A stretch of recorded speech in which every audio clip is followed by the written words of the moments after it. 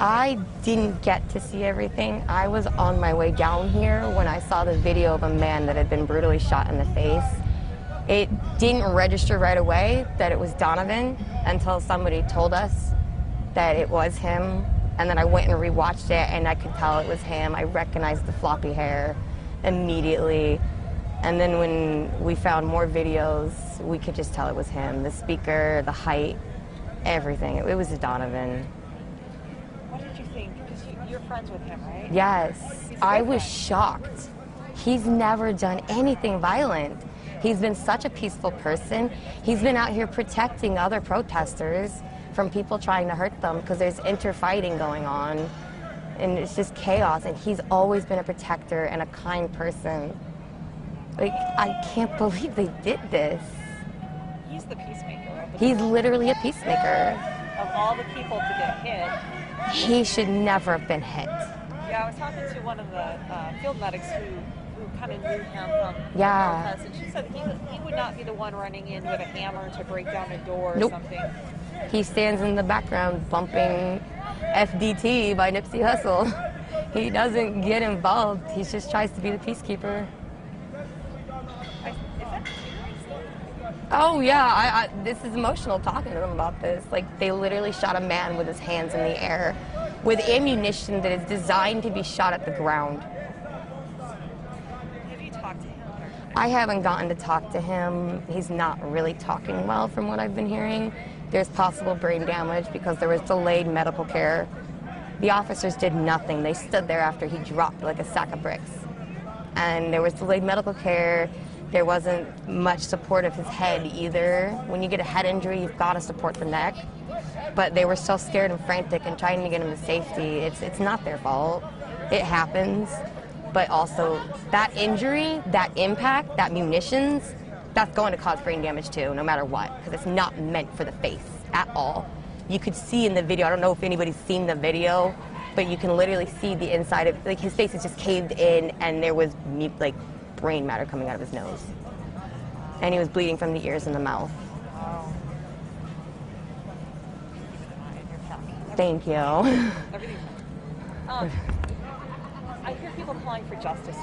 Is that what is going on tonight? Tonight is kind of a protest within a protest. I believe so. That's what my group's out here, what we're doing, because he's our boy. That's family to us. He doesn't have anybody in Oregon, or in Portland actually, because his sister's in Salem. But he's all he has is us out here. Literally, the protesters saved his life. They were the ones that got medical ambulances here, not the people designed to protect your citizens. They just stood there and hoped he would bleed out and die. What did his family members say? You said he got in contact. That was an interesting journey. Before we were able to get in contact with the family, my husband had called the hospitals to find out where he was and his status. At 12:03, they told us he was in surgery. About 2 or 3 hours later, he was no longer listed as a patient, and they denied ever having him there. They lied to his mother and said that he was not there. It was just in a giant chaos ordeal just to find him. Because I just wanted his mother to have contact with her son and his family, because like, he has nobody out here but us. He needs family in case there's serious medical decisions that need to be made, because it was a head wound. And it was just such a big ordeal, but they finally were able to connect her to where he was, and they got his sister in the room. But they haven't really said how they're feeling. I'm sure they're furious, because you could see in the video he had his hands up. They probably know that he's not a violent person. I know his mother's devastated. To have to watch those videos, I couldn't stop crying. Like, I had to watch those before I sent them to her to let her know how graphic it was and how brutal they just did her son. Jeez. And, you know, since you were good friends with him, what was his message out here? His message was peace. He didn't want brutality on his streets anymore because he lived out here. He doesn't want to see this. He doesn't want this violence. None of us do. I'm so sorry. Yeah. Is there anything else that you want to add on the situation? I want them to pay for what they did to him. He might never be the same again because of one officer's stupid decision.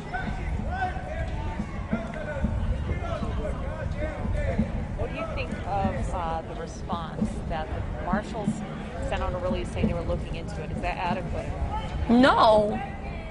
There's not hundreds, sorry, I'm going to correct that. There's like 4 or 5 videos. What's there to look into?